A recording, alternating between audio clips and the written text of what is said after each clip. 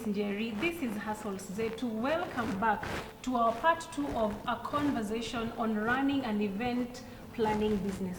I am delighted to welcome back Edda and Nkoyo. We are at the Vicmark Hotel, the cradle of comfort. We offer conference facilities, we have accommodation, we have a rooftop lounge and a restaurant. Back to you, Edda. So we were talking about the event business. How were people affected? The people that run these event planning businesses during the COVID, and how was survival like for them? Now, if there is one industry that was really affected by the COVID pandemic, Yes. was the events industry. Yes.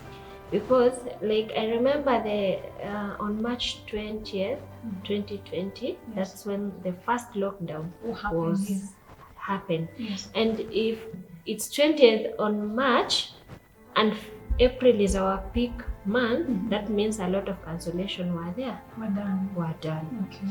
So you'll feel like, okay, a client is saying, okay, we can't have a wedding during a lockdown. So what do? You go back and you start doing a refund. And maybe you have already put the money in. Yeah, you just calculated what, with a lot of honesty, with what you that has really been placed maybe in for flowers, because in a flower farm you cannot cancel flowers. Now, like if you had booked for flowers for this day, and maybe it's a day to the new or 3 days to you can. It's so hard to cancel because those are things that are done by orders. Okay. Okay, maybe if something you had purchased waiting for the event to happen, that cannot be refundable. So you'll calculate what has not been really used or has not been placed as a deposit, and then now you refund. Wow, losses. And April, literally, we cancelled everything because it was just the beginning of a lockdown before the government came into a consensus, like we are doing 15 people per event. Yes. When we were there, it was around July, August. That's when we'll be told. We were trying to look like things would normalize a bit, but in smaller groups. Now from there, now the pandemic came and went, but now it left a habit.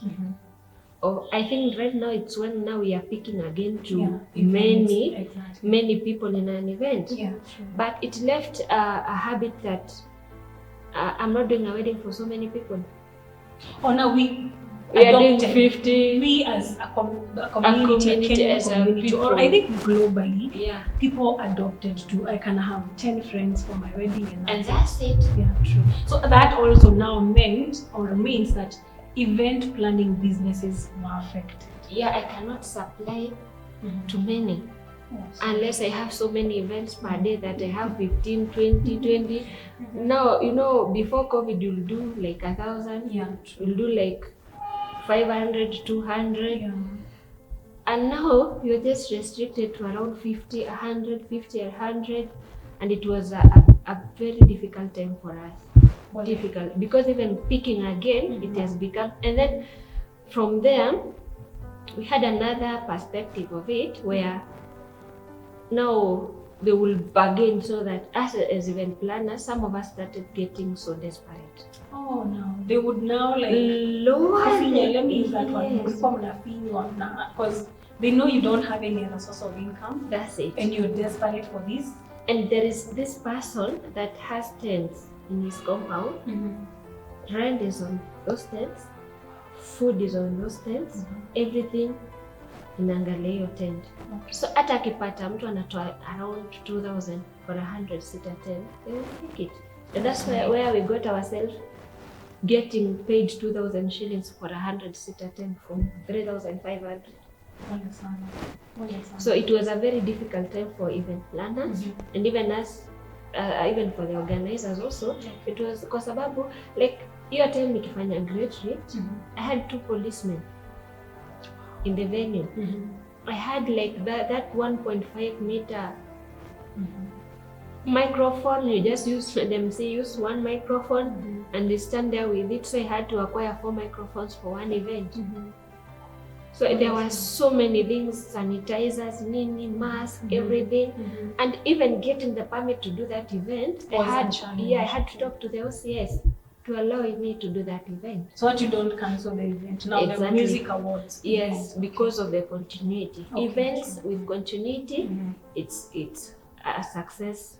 One success part of it. Yeah.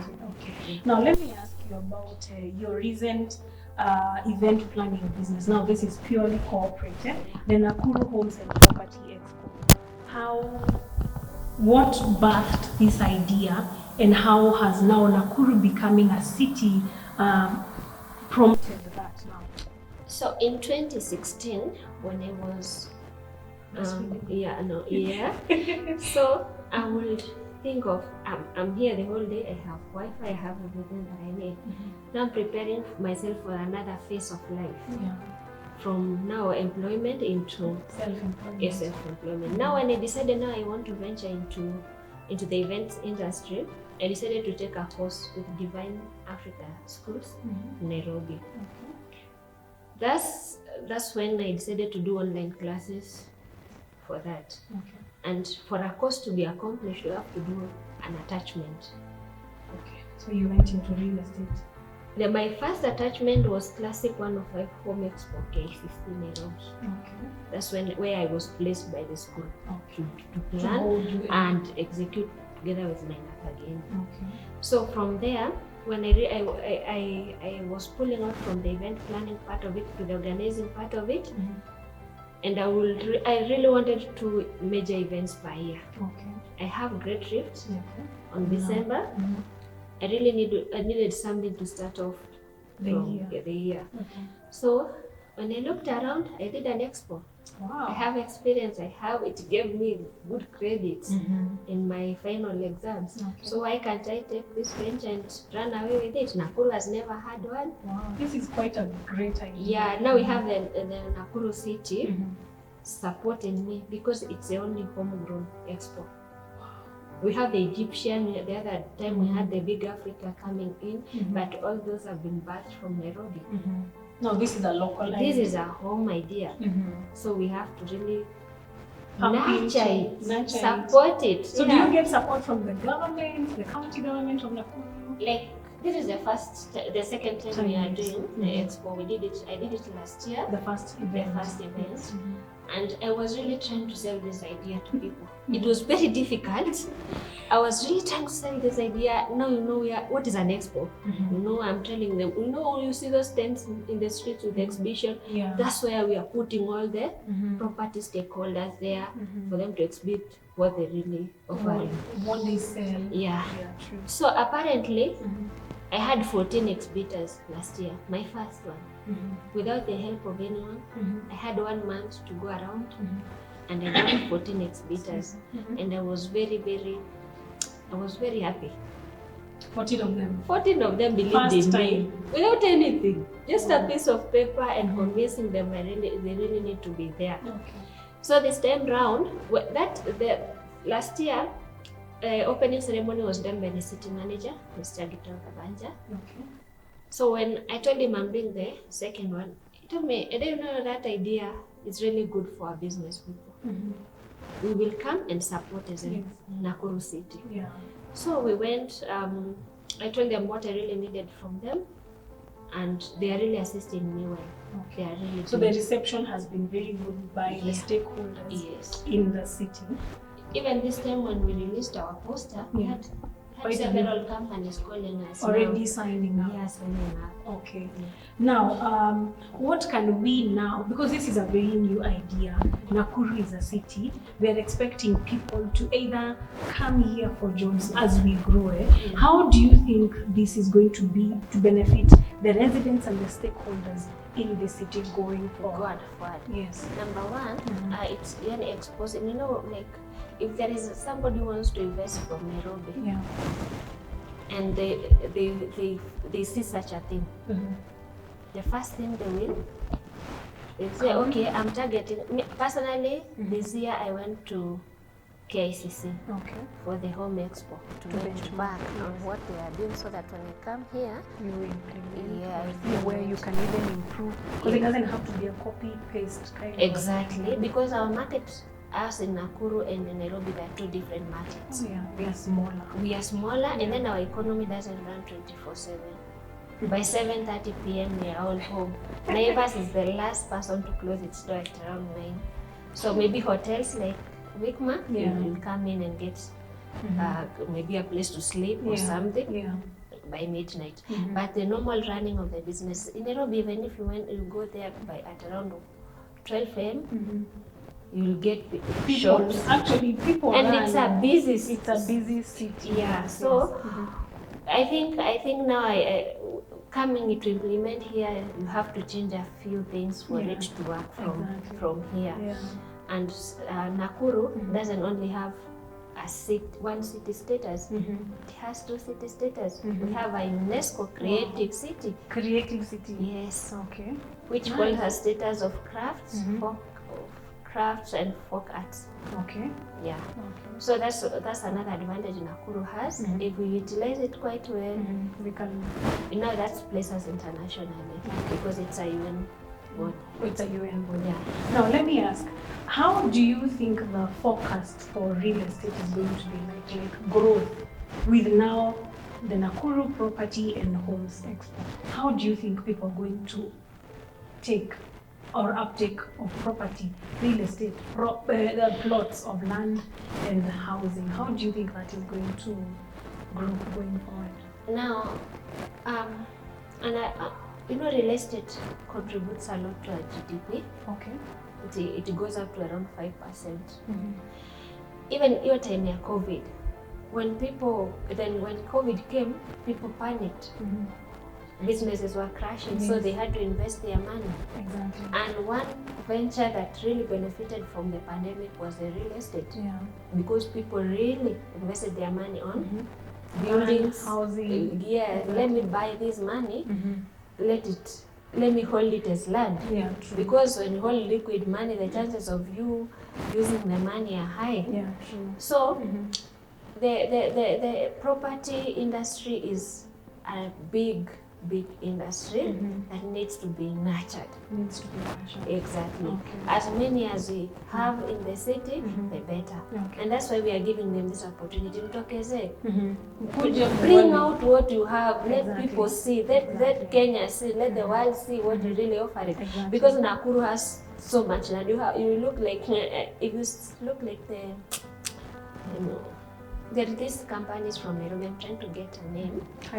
Hysoap, the like of Optiven. Yes, the other day I was interacting with the manager from Optiven. They have opened a very big brand office in Golden Mall. I've heard of it. Yeah, a whole floor from Nairobi. So now that means the city is growing. Yeah. People are interested in the real estate in Nakuru, and now the big boys from that side are coming here. They told me from the start they picked 11 people for employment.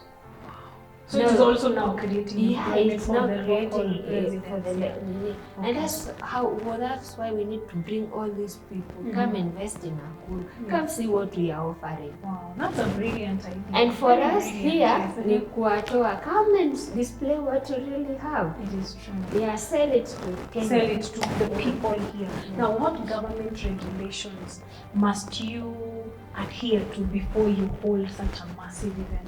So there is, for that to happen, because it's an event, let me talk generally on an event before it takes place. Yeah. There is that security part of it. Okay, you need security? You need security for an event. Any event you cannot do without security. For a government, it's like NEMA. Sounds, makelele, making noise, mostly you get, if you're not getting a venue from what belongs to the public, where the government has its own land. Yeah, own maybe. For Nakuru, it's like Nile Garden, the Sunshine grounds where we are doing the event from. That's government space. Okay. So if it's a government space, now you have to go and get it from them. The permit. Yeah. If they don't give you waiver, they will give you the charges to pay. Okay. But for a permit, to do an event, it's just from NEMA. From Yeah, NEMA. yeah. Okay. Now, Edda, I would want you to tell the viewers how they can participate, give them a contact number, and what the residents of Nakuru should expect from this property expo that you're holding in the second edition. So we will, from 4th to 6th of May, we will have the second edition of Nakuru Homes and Property Expo. That doesn't mean it's only the selling land or the building companies that are supposed to be there. We have so many stakeholders in the property industry, including people, those who are making swimming pools, the solar guys, the cement guys, all the mbao guys, the granite guys, the lighting, the carpeting, the interior designers, all those, as long as you contribute something in the real estate industry, you are much welcome for the event. So we have our Facebook page, which is called Nakuru Homes and Property Expo 2023. We have placed a lot of details there. You can also get us through 0727 066 367. 0727 066 367. So from there we can talk on how you can participate on the expo. And the charges we will send you, because it has different packages, and those packages have different offers inside. Because there's someone who will just want to come with a flyer, they want to give out flyers. There is a company that will bring seats and everything that they need to showcase. So from there, we just give them different spaces and different packages for the same. Wow. Yeah. Thank you so much, Edda Nkoyo. She is a proprietor and entrepreneur based in Nakuru City, running successful event planning businesses.